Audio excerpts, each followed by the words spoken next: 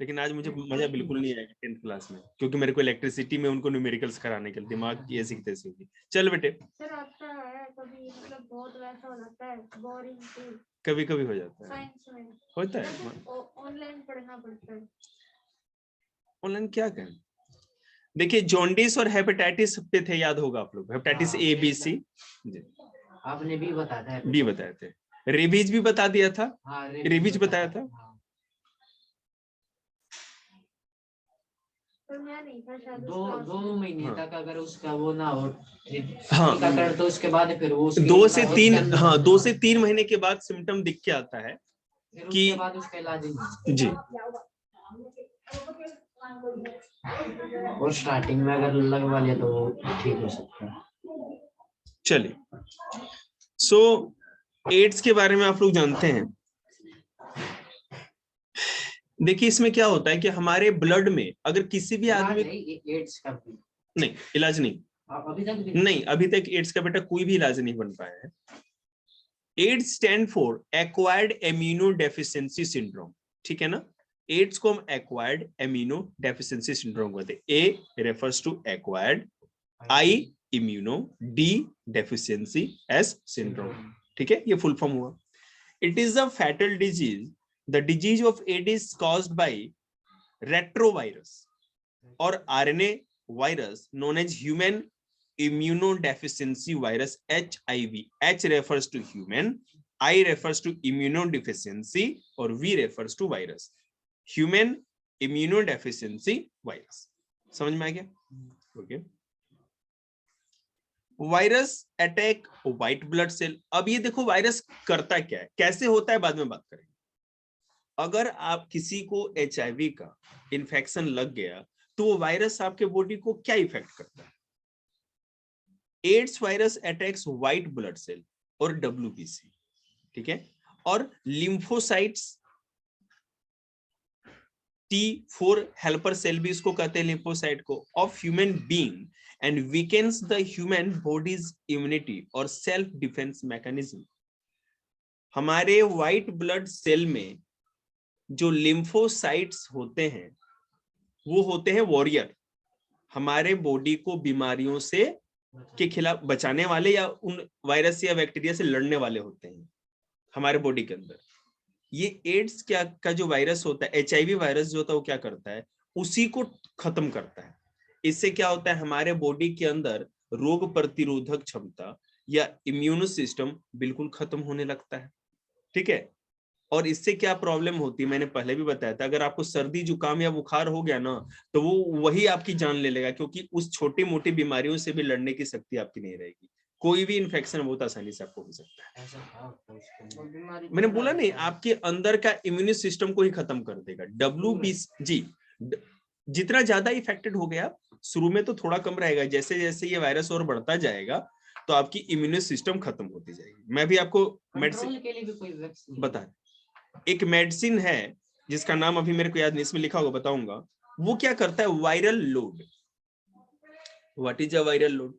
आपके बॉडी के अंदर कितना वायरस है उसी को वायरल लोड कहते हैं। वो मेडिसिन बस ये काम करता है कि पूरा तो खत्म नहीं कर सकता, लेकिन कम से कम वायरस को रखेगा, अधिकतर वायरस को खत्म कर सकता है। मतलब वायरल लोड आपके बॉडी में कम हो, ऐसा वो कर देता है, ठीक है। तो जिससे क्या होता है, थोड़ी बहुत हमारे बॉडी की जो इम्यून सिस्टम होती है वो बची रह जाती है।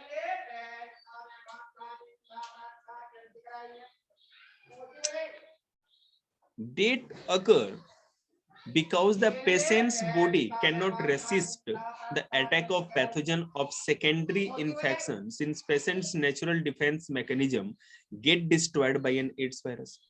Secondary, नमस्ते बेटा। सेकेंडरी इन्फेक्शन का मतलब ये हो गया, पहला इन्फेक्शन क्या होता है जो एड्स से आपको लग गया, HIV का इन्फेक्शन था। अब उसके बाद अगर कोई भी वायरस का इन्फेक्शन आपको होगा, अब वो कैसे होगा, मान लीजिए आपको सर्दी हो गया, जुकाम हो गया, बुखार है गया, तो ये वायरल इन्फेक्शन है। तो जब भी सेकेंडरी कोई दूसरी बीमारी अगर आपको लगती, इन्फेक्शन लगता है, तो आपके शरीर में ताकत ही नहीं रहेगी उससे लड़ने की, और वही कारण होगा आपकी डेथ का। ट्रांसमिशन कैसे होता है देखेंगे। सेकेंडरी बीमारी नहीं हो तो फिर उसके, हाँ, इससे एड्स जिसको हुआ है ना, वो आदमी यही कर सकता है कि अपने आप को बिल्कुल किसी भी तरह के इन्फेक्शन से बचाने के लिए अपने आप को प्रोटेक्ट करके रखे, मास्क लगा के रखे, अच्छा डाइट ले, शुद्ध वातावरण में रहे जहां कम से कम इन्फेक्शन हो सकता है, समझ रहे हैं ना। और ऐसा तो कोई जगह ही नहीं हिंदुस्तान में।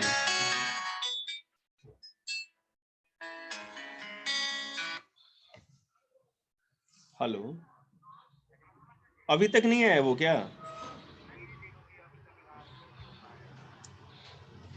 रुको एक मिनट बेटे, आप लोग वेट करिएगा जरा, एक मिनट अभी करता हूँ। सॉरी मतलब गलती के लिए नहीं बोलते, आपको पता है सॉरी का मीनिंग क्या होता है? किसी बात को लेकर के आप शर्मिंदा हो या आपको खेद हो, अफसोस हो, उसके लिए वर्ड आता है सॉरी। टांग पे चोट लगी सॉरी, किसी को गोली मार दिया, मर गए क्या सॉरी। हर जगह सॉरी नहीं चलता, मैं मतलब पता नहीं कुछ भी।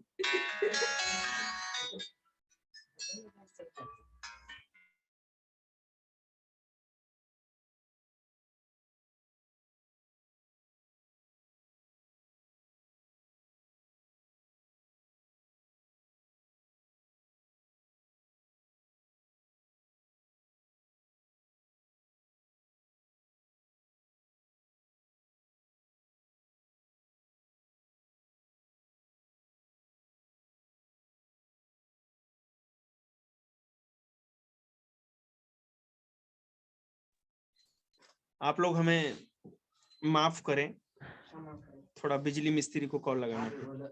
देखिए, आखिर ये ट्रांसमिशन होता कैसे? एचआईवी वायरस, किसी भी आदमी के अंदर एचआईवी वायरस के अंदर आने का क्या उपाय, कैसे आ सकता है, ट्रांसमिशन कैसे हो सकता है?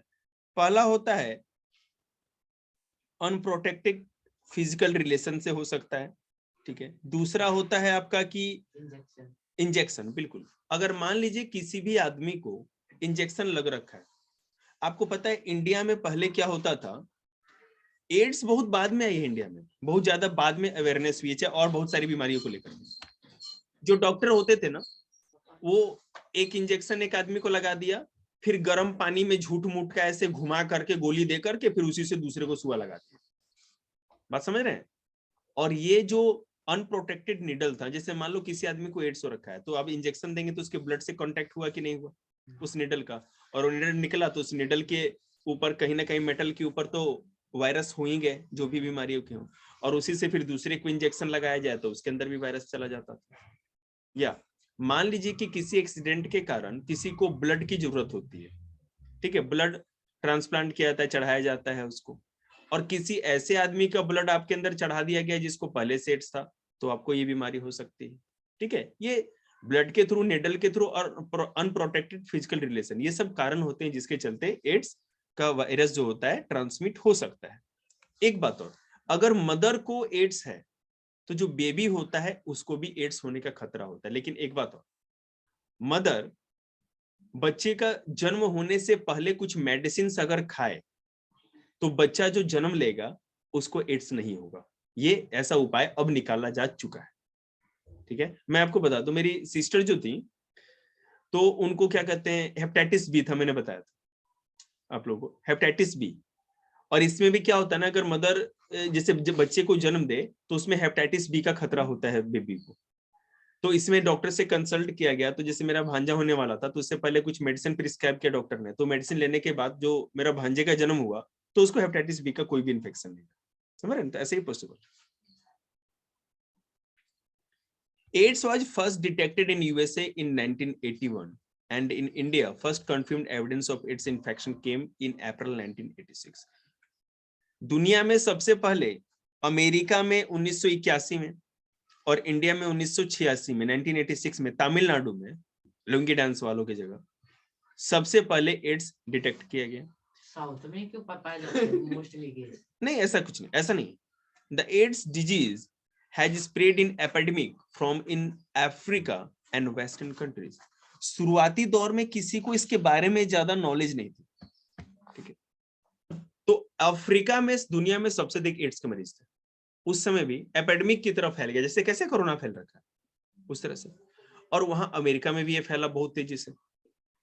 This is because of the undesirable कोई सिचुएशन मतलब कोई मेन कारण हो जिससे ज्यादा फैले?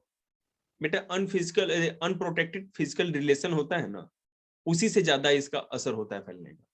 और ये बीमारी जी उससे भी हो जाएगा, लेकिन सबसे हर बार आदमी को अब तो प्रोटेक्शन है ना, सब लोग कौन इंजेक्शन पता है, सब आपको वैक्सीनेट हुए और उसके बाद वो निडल तोड़ देते हैं, देखा है ना आपने, कट करके वहां तोड़ देते हैं निडल, ये किया जाता है। सर पहले भी एड्स बीमारी होगी ना, जब ये पहली बार डिटेक्ट किया गया उससे पहले? इससे पहले भी था बेटे, अफ्रीका में सबसे पहले। देखो ये जो एड्स बीमारी है, आगे दिया भी मैं होगा, वो नहीं कह रही सर, हाँ मतलब कि जब ये डिटेक्ट किया गया पहली बार, जब भी किया गया उससे पहले भी बीमारी होगी, बस नहीं नहीं डिटेक्ट बेटे, नहीं किया कर पाया था। नहीं मैं आपको बताऊं, जो भी एड्स जब डिटेक्ट किया गया, हाँ आप सही कर रहे हो, तो कुछ दिन पहले ऐसा भी हो सकता है कि ये बीमारी से लोग मर रहे हो लेकिन किसी को पता ना हो कि आखिर मर क्यों रहे, ये सर्दी जुकाम बुखार समझ लेते होंगे, समझ रहे हैं ना, ये बात है, क्योंकि इसके सिम्टम लोगों को पता नहीं चल पाते जब तक आप ब्लड टेस्ट, इसका है ना एलिसा टेस्ट होता है, बहुत तरह के टेस्ट होते हैं जिससे पता चलता है, ब्लड सैंपल लेकर के भी टेस्ट किया जा सकता है। बताने वाली बात यह है कि इंसानों में एड्स बीमारी इसके कारण, बंदरों के कारण, बंदरों से है ना, जो भी मंकी थे उनमें सबसे पहले एड्स डिटेक्ट किया गया और उसी से, हाँ, और उससे पहले उसके बाद इंसानों में।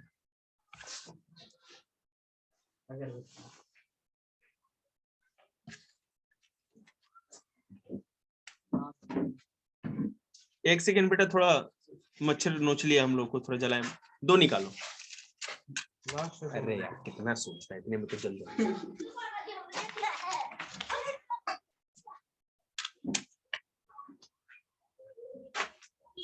तो सबसे पहले मैंने बताया कि ये सबसे अधिक जो ये फैलाव था एड्स का, वो अफ्रीका में था, क्योंकि अफ्रीका में एजुकेशन कम था और इस तरह के उन लोग की जो रहन सहन है, जो कल्चर है, उन लोग का इस चीज को ज्यादा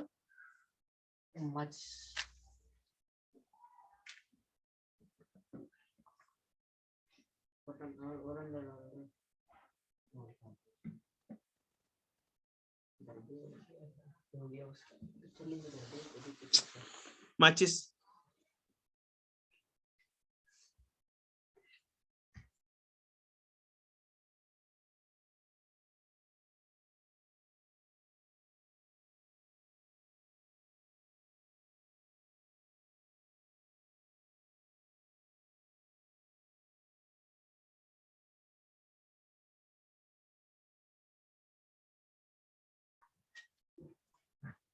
सो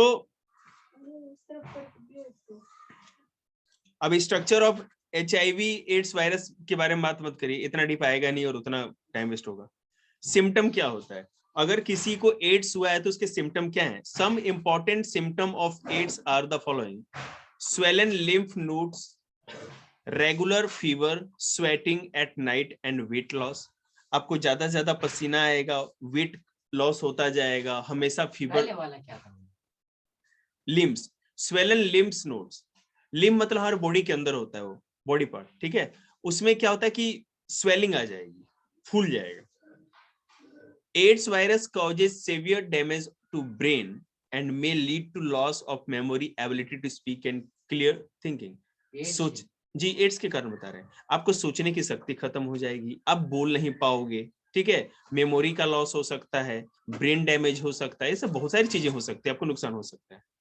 प्रिवेंशन एंड कंट्रोल, आप क्या कर सकते हैं? सबसे पहला बात है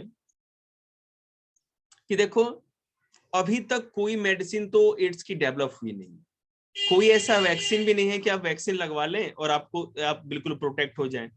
तो इसका बस यही उपाय है कि ट्रांसमिशन को रोका जाए, ठीक है, हम वो कोई भी काम ना करें जिससे कि इसका एड्स का इन्फेक्शन लगे। सबसे पहले तो एड्स ट्रांसमिशन कैसे होता है इसके बारे में लोग को नॉलेज हो। प्रोटेक्टेड निडल मतलब एक बार जिस सिरिंज से इंजेक्शन लग गया दोबारा उससे ना लगाया जाए, इसका ध्यान रखा जाए। उसके साथ साथ क्या कहते हैं, प्रोटेक्टेड फिजिकल रिलेशन, वो चीज होनी चाहिए। और ब्लड ट्रांसमिशन जो होता है, जब भी ब्लड चढ़ाई जाए तो उस ब्लड को चढ़ाने से पहले टेस्ट किया जाए कि क्या वो ब्लड कहीं इन्फेक्टेड तो नहीं। अब कोई भी ब्लड, अगर ब्लड बैंक में जाओगे, आप अगर डोनेट करने के लिए जाते हैं या मान लीजिए कि आप जाते हो उस ब्लड बैंक से ब्लड लेने के लिए, और डॉक्टर आपको ट्रांसमिट करा चढ़ा रहा है, तो उससे पहले उसका चेक करता है कि कौन से वायरस तो नहीं है इसमें, बिल्कुल सही ब्लड है कि नहीं, है ना। पोलियो बेटा अब तो कम देखने को मिलता है। 2 बूंद जिंदगी की पल्स पोलियो सुना होगा, हम लोग बचपन में भी सुने थे बहुत। और मैं आपको बता दूं पोलियो भी बंदरों से ही फैला इंसानों में। ज्यादातर बीमारी उनसे फैले, बंदरों से। हम लोग की ज्यादा नियरेस्ट है ना वो, मैंने हम लोग का डीएनए मतलब ज्यादा से ज्यादा मिलता है इंसानों का, ये भी कारण है। अब देखते हैं, आप लोग सुनिए, वो ऑनलाइन देखेंगे। पोलियो माइलेटिस और polio is a disease of the nervous system caused by one of the smallest known virus called polio virus। ये एक बहुत ही छोटे साइज का वायरस होता है जिसको कि पोलियो वायरस कहते हैं। और इस पोलियो को एक और इनका जो साइंटिफिक नेम होता है, उस साइंटिफिक नेम क्या है? Poliomyelitis. Poliomyelitis, POLIO, polio MYELITIS, ठीक है। सो ये नर्वस सिस्टम से रिलेटेड बीमारी है। नर्वस सिस्टम बेटे मुझे नहीं लगता कि हमारे विद्यार्थियों को इतनी छोटी छोटी चीज पढ़ाने की जरूरत है। नर्वस सिस्टम सबको पता है।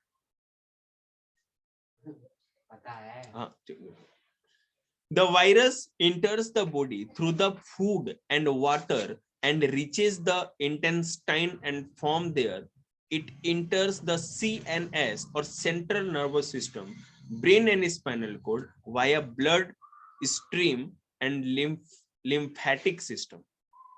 होता क्या है, ये हम जो भी इस वायरस से कंटेमिनेटेड या दूषित, जो मतलब जिसमें वायरस पहले से हो, जैसे खाने में इन्फेक्शन हो सकता है या पीने के पानी में हो सकता है। अगर ऐसा खाना या पानी, गंदा खाना या पानी अगर हम यूज करते हैं जिसमें इस तरह का वायरस, पोलियो वायरस होता है, तो उससे इस बीमारी के लगने का खतरा होता है।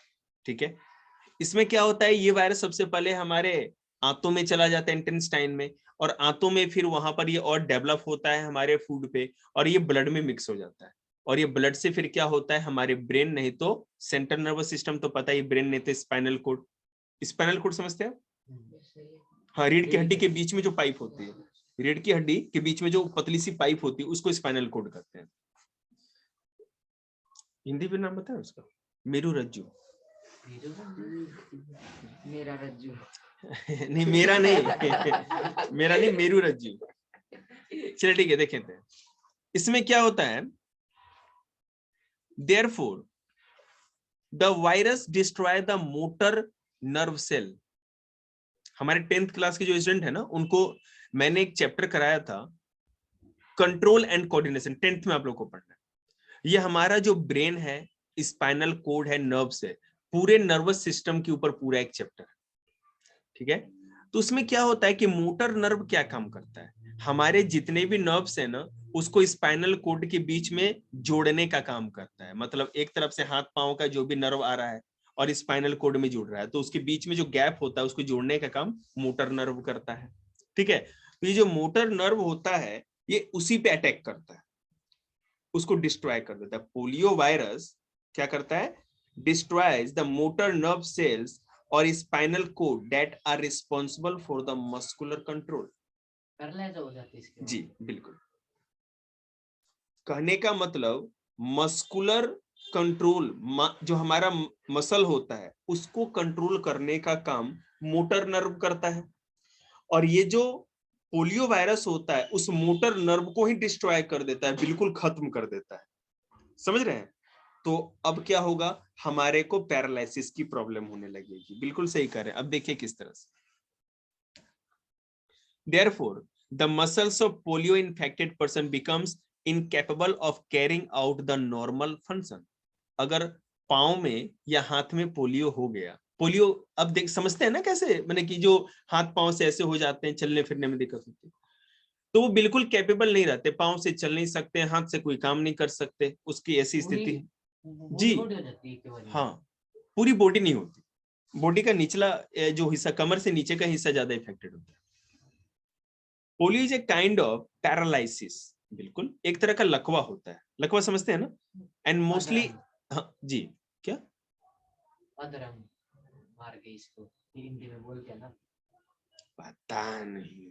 आपको पोलियो इज ए काइंड आपको पता है मतलब। Polio is a kind of paralysis and mostly, वो तो मुझे अपने है ना इस क्या कहते काउंटर की चिंता थी, नहीं तो तू अभी बाहर था। Polio is a kind of paralysis and mostly affected the leg. ये जो पोलियो होता है मोस्टली हमारे लेग्स में होता है। आंखों का कमाल। ठीक है जी, आंखों का कमाल नहीं भाई, पाँव का कमाल। नहीं सर, आपने आंख दिखाई तो बोला था ना। अच्छा डर गया वो, ठीक है। हाँ। Children between the age of 6 months and 3 years are most prone to polio infection. जो बच्चे, जैसे बेटा अब हम लोग बड़े हो गए ना, तो 3 साल के बाद ये पोलियो वायरस कम ही इफेक्ट करता है, छोटे बच्चों को ज्यादा इफेक्ट करता है। इसलिए पोलियो की ड्रॉप भी है ना, जन्म लिया हुआ जो बच्चा है 3 महीने से लेकर के जो बच्चे 5-6 साल के, उसी उम्र के बच्चों को पोलियो ड्रॉप पिलाई जाती है। अब ऐसा थोड़ी है जो पोपला ताऊ है बुड्ढा, उसको भी क्या कहते हैं 2 बूंद जिंदगी की पिला दी, ऐसा नहीं होता। ठीक है ना, कोई फायदा ही नहीं है, क्योंकि वायरस बचपन में होता है। अब जैसे आप लोग क्या कहते हैं, कुछ दिन में दाढ़ी मूंछ आ जाएगी, आप लोग क्या कहते हैं जोटा हो जाओगे, तो आप लोगों को पोलियो वायरस की कोई जरूरत नहीं। ठीक है ना, वायरस क्या, वैक्सीन वैक्सीन की। सॉरी गलत बोल गया मैं। कितनी एज तक होती है इसकी? 6 महीने से 3 साल तक। पोलियो इज ट्रांसमिटेड 5 साल तक तो मैंने पिया। हाँ 5 साल तक पिलाया जाता है वैसे, मतलब ज्यादा होता है 3 साल तक इन्फेक्शन, लेकिन 5 साल तक के बच्चों को पिला सकते हैं। को टेस्ट अच्छा लगता होगा। Polio is transmitted among children by the facio-oral route and through the direct contact, dirty hands, contaminated food or milk and flies. Facio-oral route of infection of a disease include transmission of an infection by a food or water that is contaminated by stool of a patient. Stool मतलब की पोटी होती है। ठीक है, अगर मान लीजिए कोई भी पेशेंट जिसको पोलियो है, अगर उसकी स्टूल का किसी भी तरह से कंटेमिनेशन हो जाए पानी में या खाने में, और वो किसी तरह से किसी दूसरे आदमी अगर उसको कंटेन कर लेता है, गांव में क्या होता है ओपन डिफेक्शन है, खुले में लोग जाते हैं, जो पोलियो वाला है वो भी जाएगा खुले में, जो स्वस्थ है वो भी जाएगा। तो मान लीजिए, और वो अब जब बारिश का पानी होगा तो क्या होगा, वो सारा ग्राउंड वाटर के अंदर चला जाएगा। और आपको पता है कि गांव में या तो कुएं से लोग पानी पीते हैं, ठीक है, और नहीं तो हैंडपंप से, तो वो ग्राउंड वाटर में मिक्स हो सकता है और वो इन्फेक्शन किसी को भी लग सकता है। मैंने आप लोग को जानकारी के लिए बता दे, अभी पूरे इंडिया में ना door to door water supply, साफ पानी जो होता है जल बोर्ड वाला टाइप, वो पहुंचाने का सरकार ने जिम्मा उठाया है। और इसमें नंबर 1 पे पता है कौन सा राज्य है? बिहार, याद रखिएगा। बिहार की बड़ी बढ़िया नटका पाकिस्तान याद रखें, जो किया है काम उसी को बोलेंगे। बिहार में बहुत बड़े करते हैं, या यूपी बिहार के आसपास ही, दिल्ली में तो कर नहीं रहा। दिल्ली कोई राज्य है? दिल्ली क्या है यार, दिल्ली कुछ है भी, एक छोटा सा जगह ही तो है। ऐसे कितने दिल्ली निकल जाए हम लोगों में से। सेंटर भी तो है दिल्ली। करो ना कुछ तो उसका। किसका? देखा करो पाकिस्तान का। हाँ देखा मैंने। क्या है उसमें? सिम्टम्स, अगर पोलियो के क्या सिम्टम होते हैं? The early symptom of the polio disease are sore throat and headache. ठीक है, सोर थ्रॉट मतलब ये जो गला है ना बिल्कुल रूखा रूखा नहीं होता है, एकदम जैसे छिला छिला सा लगेगा। और दूसरा क्या होगा, सर दर्द होगा। इफ द इन्फेक्शन परसिस्ट, अगर ये इन्फेक्शन बरकरार रह जाता है, the patient suffers from fever and vomiting, तो उस पेशेंट को फीवर भी होगा, बार बार बुखार आएगा और उल्टियों पे उल्टी आएंगी। मस्कुलर पेन, मांसल जो मांस है उसमें पेन भी होगा। Suffering in the stiffness in the neck, tingling sensation in limbs and ultimately बता रहे हैं limbs मतलब पैर या हाथ को limbs करते हैं। ठीक है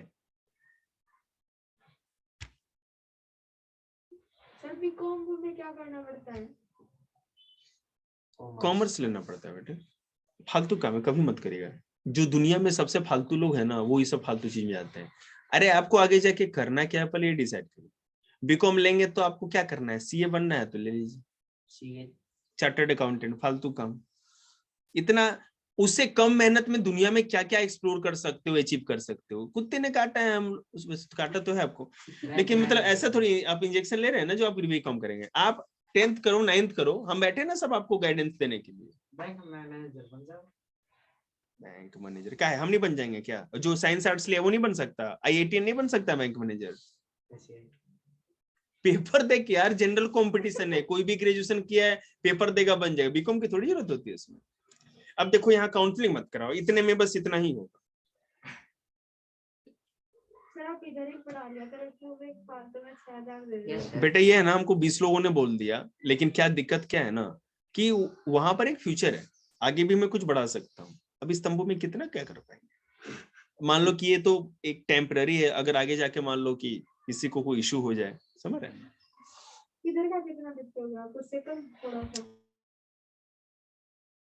34 देखो 34 नहीं 12, 100 1200।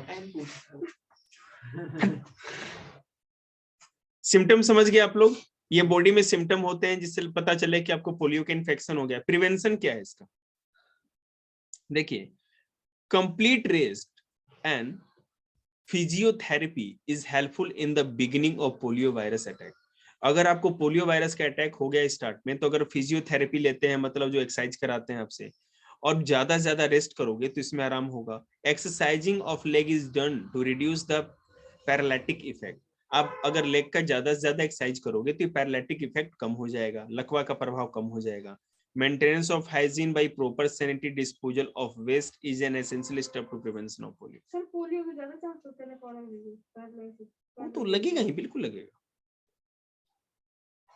और वो लकवा बेटा कुछ दिनों का नहीं होता है, परमानेंट होता है। हाँ। जी, हाथ पांव बिल्कुल खत्म हो जाएंगे। कुछ दिन वाला ये लकवा होता है। अब हाँ एक जी हाँ बिल्कुल बिल्कुल, कुछ समय के लिए भी लकवा, बहुत सारे लकवा होते हैं आपके। देखिए लकवा होता क्या है, what is a paralysis situation? हमारा कोई भी बॉडी का हिस्सा ब्रेन का कंट्रोल नहीं मानता, ब्रेन उसको कंट्रोल नहीं कर पाता। यहाँ पैरालिसिस है मतलब कोई चीज फील क्यों नहीं हो रही? क्योंकि ब्रेन से कनेक्शन कट गया है, हमारे नर्व्स का कनेक्शन कट गया है, उसी को पैरालिसिस कहते हैं। तो कभी कभी पैरालिसिस ठीक भी हो जाता है, अधिकतर बार ठीक हो जाता है। हाँ, मेडिसिन आती है उसमें, नर्व्स को या डाइट दिया जाता है, नर्व्स को फिर से रिपेयर करने के लिए अगर कभी सर्जरी करने। शरीर सुना जाता है उसमें, मतलब कुछ महसूस नहीं होता, उसको नींद चुभ जाए तो बाद में दर्द भी होता है, फिर कनेक्शन कट जाते तो उसको नहीं, आपको ब्रेन उसको क्या कहते हैं, फील नहीं कर पाता ना, ब्रेन तक वो सिग्नल गया ही नहीं।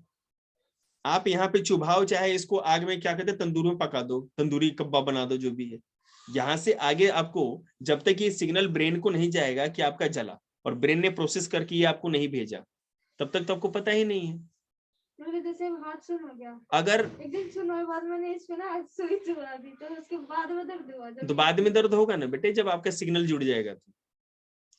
बेटे अगर मान लो कि मैंने मेन स्विच काट दिया है, अब कोई भी नंगी तार अगर हम पकड़ भी ले छिली हुई तो कोई दिक्कत नहीं, लेकिन करंट जब आ गया और तब छुएगा तो करेंगे ना दर्द डिस्को, वही बात है। चलिए, pulse polio immunisation programme PPIP, pulse polio programme चला, ठीक है, PPIP immunisation programme, pulse polio immunisation programme. इसमें क्या होता कि देश में 5 साल से कम उम्र के बच्चों को, ठीक है ना, अ डोज ऑफ 3 ड्रॉप उसमें पहले पिलाया जाता। दिसंबर 1995 में स्टार्ट किया गया था। आपने डॉक्टर हर्षवर्धन का नाम सुना है, जो भारत के इससे पहले कुछ दिन पहले स्वास्थ्य मंत्री थे? सुना होगा आपने। आप सुनना आपके लिए जरूरी है, आपको सुनते क्यों नहीं है? कुछ क्या सुनते नहीं? सुनना चाहिए बेटे आप लोगों को। डॉक्टर हर्षवर्धन, जब अटल बिहारी वाजपेयी जी की सरकार थी, अटल बिहारी वाजपेयी जी को जानते होंगे, भारत के प्रधानमंत्री थे, उनकी सरकार में भारत के स्वास्थ्य मंत्री थे, और उन्होंने ऐसा पूरा प्रोग्राम डिजाइन किया था जिसके कारण बहुत सालों के बाद भारत में आज के डेट में एक भी पोलियो नहीं है। मैं आपको ये भी बता दूं, पूरे दुनिया में केवल 2 ही देश है जहां केवल पोलियो बचा है, नहीं तो हर जगह खत्म हो गया। एक है पाकिस्तान और दूसरा उसका पड़ोसी अफगानिस्तान। जय श्री राम। आपने पूछा नहीं ऐसा क्यों? उनको ये अफवाह है ना कि इस तरह से अगर ये जो दवा दी जाती है तो इससे मर्दों में नपुंसकता आ जाती है, सरकार जनसंख्या रोकने के लिए दवा बना रखी है। बाद में जब पल्स पोलियो अभियान चल रहा था इंडिया में तो ऐसी अफवाह फैली, लेकिन बाद में लोगों को समझाया कि ऐसा कुछ नहीं, तो ठीक हो गया। फिर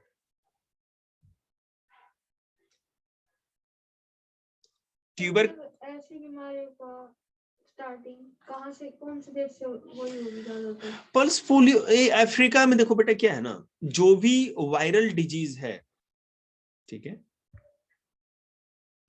जो भी वायरल डिजीज है, मैंने कहा नहीं था कि आरो भैया बोर हो गए होंगे? थैंक यू आरो भैया।